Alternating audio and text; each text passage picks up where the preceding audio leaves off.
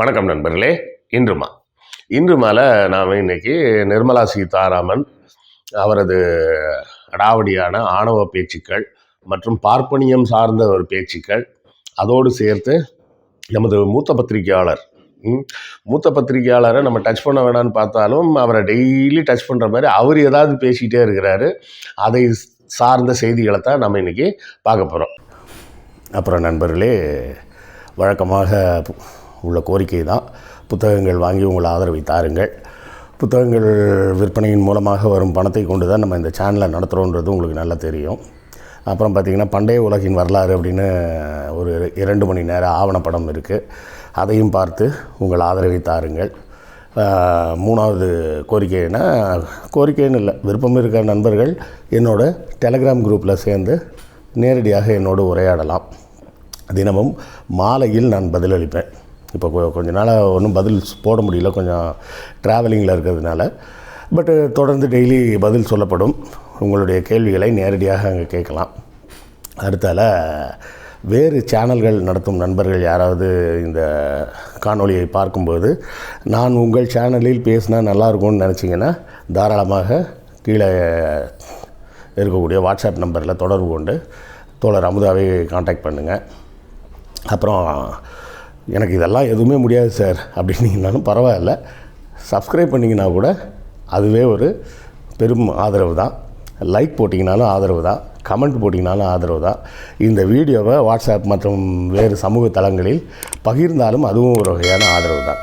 மொத்தத்தில் உங்களது ஆதரவை ஏதாவது ஒரு வகையில் எங்களுக்கு தொடர்ந்து கொடுத்துக்கிட்டே இருங்க. முதலாவதாக பார்த்திங்கன்னா, நிர்மலா சீதாராமன் தென் மாவட்டங்களுக்கு விசிட் பண்ணியிருக்காங்க. எல்லாம் விசிட்லாம் பண்ணிவிட்டு அங்கே ஏதோ பெருமாள் கோயிலுக்கு போகிற வழியை முதல்ல ஒழுங்குபடுத்துங்கன்றாங்க. ஊரில் மக்கள் அவன் வெள்ளம் புயல்னு சிக்கி வீட்டில் இருக்கிற ஜாமான் செட்டு எல்லாத்தையும் இழந்து அவன் தெருவுக்கு வந்த ரேஞ்சுக்கு கஷ்டப்பட்டுக்கிட்டு இருக்கிறான். இவங்களுக்கு ரொம்ப முக்கியமான வேலை என்னவா, பெருமாள் கோயிலுக்கு சரியான பாதைகள் வேணுமா, பெருமாள் ஊர்வலம் வர்றதுக்கு தான் ரொம்ப அவசியமா. அவன் ஊரில் இருக்கிறவன் சட்டி பானை கூட இல்லாமல் இருந்துகிட்டு இருக்கிறான். அதெல்லாம் விட்டுட்டு அந்த அம்மா பேசியிருக்கிறது திமிர்த்தனமான பேச்சை அந்த வீடியோவை போடுறான், கொஞ்சம் பாருங்களேன். அந்த மாதிரி தெருவை ரிப்பேர் பண்றதுக்குலாம் உங்களுக்கு ஒன்றும் கஷ்டம் இருக்காது. நீங்க அதை பத்தி யோசிக்காதீங்க, நடந்துரும். இல்ல நீங்க என்ன நீங்க கேட்கிற விதத்துல அவங்க சொல்லுவாங்க, இல்லைங்க பணம் நீங்களும் ரொம்ப பெருமையா சிஎஸ்ஆர் ஏற்பாடு பண்றேன். நோவே Even I can able to give 30,000 rupees. இருப்பா தம்பி, நீ ஏன் உண்டியல்ல போடாத, எங்க கொடுக்கணுமோ கொடுத்துக்க. இவங்க கிட்ட இருக்கிற பணத்தை வச்சு சரியா கட்டிக்கோ. நான் ரொம்ப கிண்டலும் கேலியமா பேசுறேன், லைட் எடுத்துக்காதீங்க. உங்களுக்கு வேற எதுவும் கேட்கல. பெருமாள் ஊர்வலம் வரக்கூடிய அந்த பாதையை சரி பண்ணி கொடுக்கான்னு அவங்களே கேட்கறாங்க. இவங்களும் அதே தான் சொல்றாங்க, அதே பாதை தான். நீங்களும் நல்லா புரிஞ்சுக்கிட்டீங்க.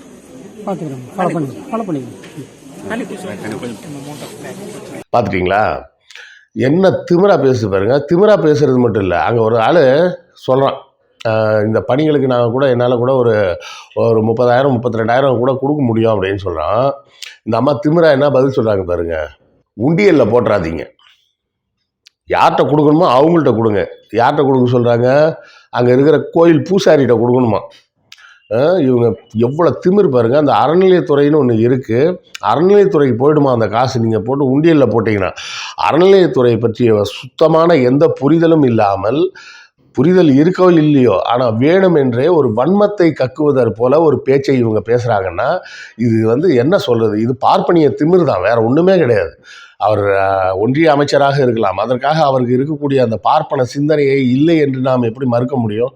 நாம் அதை சொல்லி தானே ஆகணும்.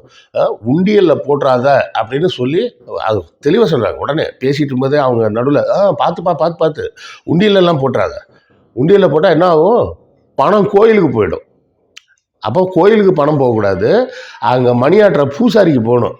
அந்த 8ஆம் கிளாஸ் ஃபெயிலான அந்த தற்குறி நாய்ங்க அவனுங்களுக்கு காசு கொடுக்கணுன்றது தான் இவங்களோட நோக்கமாக இருக்குது பாருங்க.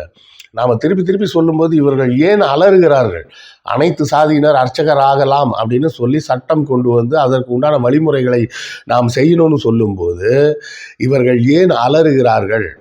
அந்த காலத்திலே அம்பேத்கர் தான் சொன்னார், இந்தியாவில் இருக்கக்கூடிய எல்லா கோயில்களிலும் பணிபுரியக்கூடிய பூசாரி வேலைக்கு தனியாக ஒரு பயிற்சி நிறுவனத்தை நடத்த வேண்டும். அந்த பயிற்சி நிறுவனத்தின் மூலமாக பட்டய படிப்பை முடிக்க வேண்டும். அப்படி பட்டய படிப்பு முடித்த தகுதியானவர்கள் மட்டும்தான் பூசாரிகளாக ஆக்கப்பட வேண்டும் அப்படின்னு அந்த காலத்தில் அம்பேத்கரே சொல்லியிருக்கிறார். அதற்கு முன்பாக இருந்தே நாம் இங்கே அறநிலையத்துறைன்னு ஒன்று உருவாக்கி இந்த பார்ப்பன பூசாரிகள் அடிக்கக்கூடிய கொள்ளைகளை தடுப்பதற்கு உண்டான வேலைகளை பூரா செஞ்சுட்டோம். அப்படி செஞ்சதுக்கப்புறம் இப்போ என்ன சொல்லிட்டு இருக்காங்க, உண்டியலில் காசு போடாத. நாமும் அதுதான் சொல்கிறோம், உண்டியல்லையும் காசு போடாதீங்க, பூசாரி தட்டிலையும் காசு போடாதீங்க. நம்ம சொல்கிறது ரொம்ப தெளிவாக சொல்கிறோம். அப்படி காசு போடணும்னு தோணுச்சுன்னா உண்டியலில் போடுங்க. அந்த காசு கோயிலுக்கு போகும். கோயிலின் பெயரால் செய்யப்படக்கூடிய நற்காரியங்கள், அன்னதானம் போடுறாங்க, என்னெல்லாமோ பண்ணுறாங்கல்ல, அந்த செலவுகளுக்கு பயன்படும். பூசாரி தட்டில் காசாக போட்டிங்கன்னா அந்த 8ஆம் கிளாஸ் ஃபெயிலான தற்கூரி வீட்டில் கொண்டு போய் வச்சு ஜாலியாக உட்காந்து சாப்பிட்றதுக்கு தான் யூஸ் பண்ணுவானே தவிர, அப்போ அவன் சாப்பிட வேணாமா சார்? அவனுக்கு கோயிலேருந்து சம்பளம் கொடுக்குறாங்களாங்க, எதுக்கு கொடுக்குறாங்க? இப்போ நீங்களும் ஒரு கம்பெனியில் வேலை பார்க்குறீங்க, அந்த கம்பெனியில் உங்களுக்கு சம்பளம் கொடுக்குறாங்க, வரப்போகிற விசிட்டர்ஸ் எல்லாம் நீங்கள் பணம் வாங்குவீங்களா? இல்லை வாங்கினீங்கன்னா அந்த கம்பெனி உங்களை சும்மா விடுமா? ஆனால் கோயிலில் இவர்கள் தட்டில் பிச்சை எடுப்பதை கோயில் நிர்வாகம் அனுமதிக்கிறது. புரியுதா? உண்மையை சொல்ல வேண்டுமென்றால் இந்த அறநிலையத்துறை என்ன பண்ணணும், ஸ்ட்ரிக்டாக ஆக்கணும். கோயிலில் தட்டில் காசு போடக்கூடாதுன்னு சட்டமாக்கணும். அவனுக்கு என்ன 8ஆம் கிளாஸ் ஃபெயில் ஆனவனுக்கு ஒரு கோயிலில் சம்பளத்தையும் கொடுத்து அது போக டெய்லி டிப்ஸு மாதிரி. ஒரு ஆட்டோ டிரைவரு ஒரு இடத்துக்கு நம்ம போகும்போது ஒரு 20 ரூபா எக்ஸ்ட்ரா கொடுங்க சார்னா நீங்கள் எவ்வளோ நியாயம் பேசுகிறீங்களா இல்லையா? எவ்வளோ நியாயம் பேசுகிறீங்க? ஏன்பா மீட்டருக்கு எவ்வளோ அவ்வளோதான் தர முடியும். ரேப்பிடோ ஆப்பில் எவ்வளோ காமிக்குதோ அவ்வளோதான் தர முடியும். ஊபர் ஆப்பில் என்ன காமிக்குதோ அதுதான் தர முடியும். அதில் வேறு நீங்கள் ட்ரிப்பை கேன்சல் பண்ணு, இந்த டிரைவர் ஆஸ்ட் எக்ஸ்ட்ரா மணி அப்படின்லாம் போய் ரிப்போர்ட்லாம் பண்ணுறீங்களே. கோயிலில் உள்ளே போகிறீங்க, அர்ச்சனை டிக்கெட் வாங்குறீங்க, நீங்கள் கொண்டு போகிற பழம் பூ எல்லாத்தையும் கொடுக்குறீங்க, அதுலேயும் ஒரு முடி தேங்காய் அவன் எடுத்துக்கிறான். அது போக அவன் தட்டை காமிச்சு எக்ஸ்ட்ரா கொடுன்னு கேட்குறான். அவன் கேட்காமலே நீங்கள் 100 500ன்னு அள்ளி போடுறீங்களே. உங்களுடைய முட்டாள்தனத்துக்கு ஒரு அளவே இல்லையான்னு நாம் திரும்ப திரும்ப கேட்குறது இதுதான். அந்த மாதிரி எவ்வளோ திமிரா சொல்லுது பாருங்க. உண்டியலில் போடாமல் அந்த பணத்தை எங்களவாட்ட கொடு, எங்களவா நலம் தான் எங்களுக்கு ரொம்ப முக்கியம் அப்படின்னு ஒரு பொது வெளியில் தைரியமாக ஒரு ஒன்றிய அமைச்சர் பேசுகிறாங்கன்னா நம்ம இதை என்ன செய்யறது? இதுக்கு நம்ம மூத்த பத்திரிகையாளர் மணி, நம்ம முன்னாடி மற்றவங்கள மாதிரிலாம் கிடையாது, பேர் சொல்லாமல்லாம் சொல்ல மாட்டோம். மூத்த பத்திரிகையாளர் மணி பேசுகிறார். என்ன பேசுகிறாரு? இப்போ இருக்கக்கூடிய நிதியமைச்சருக்கு அவ்வளோ ஸ்ட்ராங்காக பேச தெரில. இதே பிடிஆர் இருந்தால் பேசியிருப்பார். மிஸ்டர் மணி, உங்களுடைய பித்தலாட்டம் நாங்கள் பல முறை பார்த்தாச்சு, பல முறை சொல்லியாச்சு. நீங்கள் பெரியாரை பாராட்டுவீங்க எப்போ? அண்ணாவை மட்டம் தட்டுறதுக்கு. அண்ணாவை பாராட்டுவீங்க எப்போ? கலைஞரை மட்டம் தட்டுறதுக்கு. கலைஞரை பாராட்டுவீங்க எப்போ? ஸ்டாலினை மட்டம் தட்டுறதுக்கு. இன்னும் கொஞ்ச நாள் போனால் ஸ்டாலினை கூட நீங்கள் பாராட்டுவீங்க வேணும்னா உதயநிதியை மட்டம் தட்டுறதுக்கு. ஏன் உதயநிதி நீங்கள் வாரிசு அரசியலை ஏற்றுக்கிறீங்களான்னு? ஏங்க எல்லா இடத்துலையும் வாரிசு அரசியல்னு பேசிட்டு இருக்கீங்க. குடும்ப கட்சியானா? ஆமாங்க, எங்கள் அப்பா திமுககாரர், எங்கள் தாத்தா திமுககாரர், நானும் திமுககாரன் தான், என் பிள்ளையும் திமுககாரனா தான் வரப்போகிறான். அப்போ இதெல்லாம் குடும்ப கட்சினா ஆமாம், நாங்கள் சந்தோஷமாக ஏற்றுக்கிறோம், இது குடும்ப கட்சி தான். இந்த குரல் எழுப்புவதற்கு யார் இருக்கா? உதயநிதி குரல் எழுப்புறாரு. உதயநிதியை பற்றி பேசாமல் எங்கே போய் பேசுகிறாரு? பிடிஆர் இந்த நேரத்தில் இருந்தார்னா அவர் பக்காவாக கேள்வி கேட்பார். உங்களுக்கு என்ன வேணும் மிஸ்டர் மணி? பிடிஆர் இருந்தார்னா என்டர்டெயின்மெண்ட்டாக இருக்கும்னு நினைக்கிறீங்களா? பிடிஆர் இருந்தார்னா அவர் இன்னும் கொஞ்சம் காட்டமாக பேசுவார், அடிக்கடி பதிலடி கொடுப்பார். அந்த பதிலடி தான் உதயநிதி கொடுக்குறாரு. அதுக்கு அவர் நிதியமைச்சராக இருக்கணும்னு ஒன்றும் அவசியம் இல்லையே. அவர் என்ன கேட்டார்? எங்கள் நிதியை கொடுங்கப்பா அப்படின்னு கேட்டார். நாங்கள் என்ன ஏடிஎம்மா நீங்கள் கேட்குறப்பெல்லாம் காசு கொடுக்கறதுக்கு? இது ஏற்கனவே சொல்லியிருக்கோம் மிஸ்டர் ஒன்றிய அரசாங்கம், நீங்கள் ஏடிஎம் தான். எங்கள் அக்கௌண்ட்டில் இருக்கிற பணத்தை தான் நாங்கள் எடுக்கிறோம். ஏடிஎம்மில் போய் அடுத்தவங்க பணத்தையாக எடுக்க முடியும்?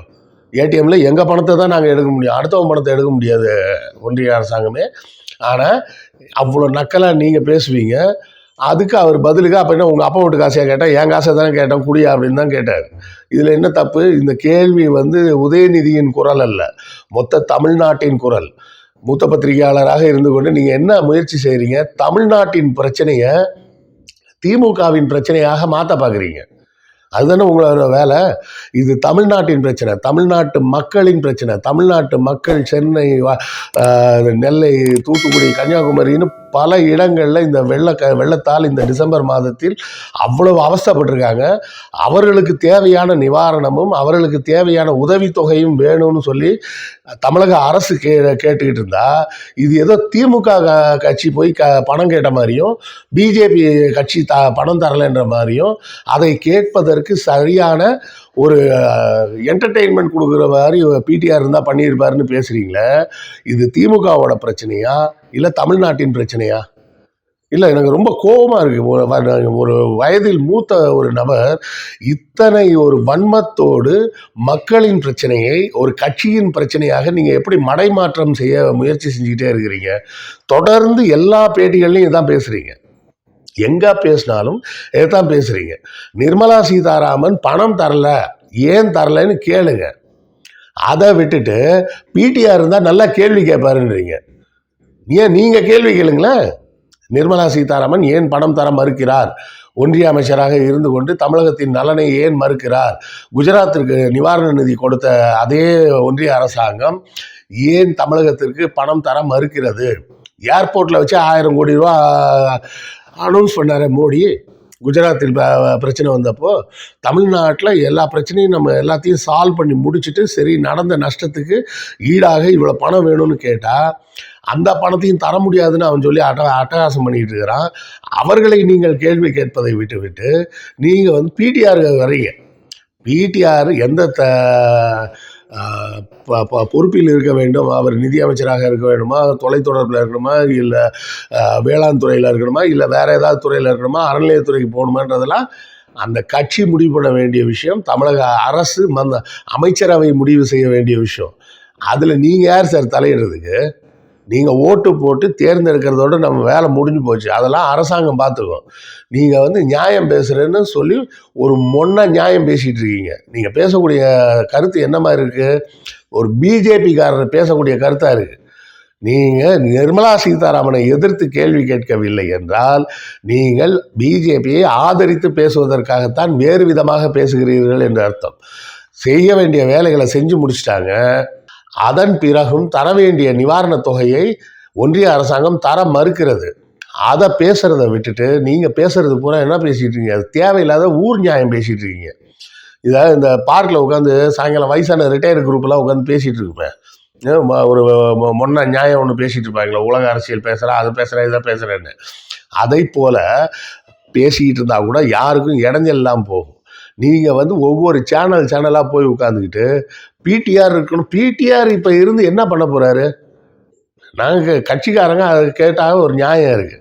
நானே முதல்ல கட்சிக்காரன் கிடையாது, நானே கேட்குறதுக்கு நியாயம் கிடையாது. நான் என்ன திமுக உறுப்பினரா? இல்லை நீங்கள் திமுக உறுப்பினரா? திமுக உறுப்பினராக இருந்தீங்கன்னா திமுகவுக்குள்ளே யார் வரணும் யார் வரக்கூடாதுன்றதை பற்றி பேசலாம்.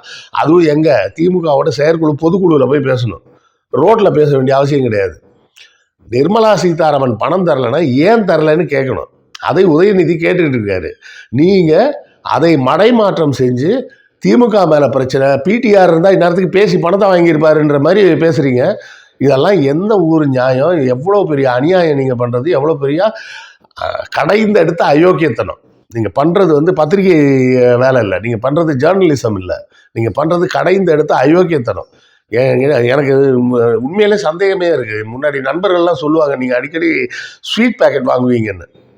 அந்த ஸ்வீட் பேக்கெட்டுன்ற பேரில் அதில் பணம் வரும்னு சொல்லி எல்லோரும் கிண்டல் பண்ணுவாங்க. நான் அதெல்லாம் நம்பாமல் தான் இருந்தேன். ஒருவேளை நீங்கள் சொல்கிறதெல்லாம் பேசுகிறதெல்லாம் வச்சு பார்த்தா அது உண்மையோ அப்படின்னு எனக்கே சந்தேகமாக இருக்குது. மிஸ்டர் மணி, தயவு செய்து உங்கள் வயதிற்கும் உங்கள் அனுபவத்திற்கும் பொருத்தமாக நடந்து கொள்ளுங்கள். அதுதான் உங்களுக்கு நல்லது. இப்படியே நீங்கள் தொடர்ந்து பேசிக்கிட்டே இருந்தீங்கன்னா நானும் உங்களை தொடர்ந்து அம்பலப்படுத்த வேண்டி வரும். ஒரு கட்டத்தில் இந்த உலகமே உங்களது உண்மையான முகம் எது என்று தெரிந்து கொள்ளும். நீங்கள் மொத்தமாக அம்பலப்பட்டு போவீர்கள். மொத்தமாக அம்பலப்பட்டு போய் இந்த வயதான காலகட்டத்தில் பத்திரிக்கை, இந்த ஜேர்னலிசத்தை உங்களை யாருமே நம்பாத ஒரு கண்டிஷனுக்கு நீங்கள் போயிடுவீங்க. உங்கள் நல்லதுக்கு தான் நான் சொல்கிறேன். எப்பவுமே எதை உண்மையை பேசணுமோ அந்த உண்மையை பேசுங்க. அதை விட்டுட்டு மடைமாற்றம் செய்யக்கூடிய வேலையை தொடர்ந்து செஞ்சிட்டு இருக்கீங்க. இது உங்களுக்கு நல்லதில்லை. மக்கள் வந்து புரியாமலாம் போகாது. இல்லை, மக்களுக்கு புரிய வைப்பதற்கு எங்களை போன்ற சிறியவர்கள் இருக்கும். நீங்கள் பெரியவராகவே இருங்க, எங்களை போன்ற சிறியவர்கள் இருக்கும். இதை தொடர்ந்து அமலப்படுத்தாமல் விட மாட்டோம். ஸோ இதை நன்றாக புரிந்து கொண்டு நீங்கள் சரியான பாதையில் பயணிக்க வேண்டும் என்பது தான் என்னை போன்றவர்களின் விருப்பம். உங்கள் பேச்சுக்களை, உங்கள் செய்திகளை எல்லாம் ஒரு காலத்தில் விரும்பி கேட்டுக்கொண்டு இருந்தவன் தான். அதன் பிறகுதான், உங்களது உள்நோக்கம் தெரிந்த பிறகுதான் உங்கள் பேச்சுக்களை அதிகமாக கேட்பதில்லை. இப்போது மறுபடியும் கேட்க ஆரம்பித்து விட்டேன். எதற்காக? நீங்கள் செய்யக்கூடிய மடைமாற்ற வேலைகளை எல்லாம் அம்பலப்படுத்த வேண்டும் என்பதற்காகவே பார்க்க தொடங்கிவிட்டேன். இனி நீங்கள் உங்களை மாற்றிக்கொள்ளாத வரை உங்கள் ஒவ்வொரு காணொளிக்கும் என்னிடமிருந்து பதில் வரும். நாளை சந்திப்போமா? நன்றி, வணக்கம். உங்களுக்கு இந்த வீடியோ பிடித்திருக்கும் என்று நம்புகிறோம். இந்த சேனலை சப்ஸ்கிரைப் செய்யுங்கள். எங்கள் வீடியோவை உங்கள் நண்பர்களுக்கு ஷேர் செய்யுங்கள். எழுத்தாளர் கிருஷ்ணவேலின் நூல்களை தமிழ்நூல் மன்றம் வெப்சைட் மூலமும் வாங்கலாம், வாட்ஸ்அப் மூலமும் வாங்கலாம்.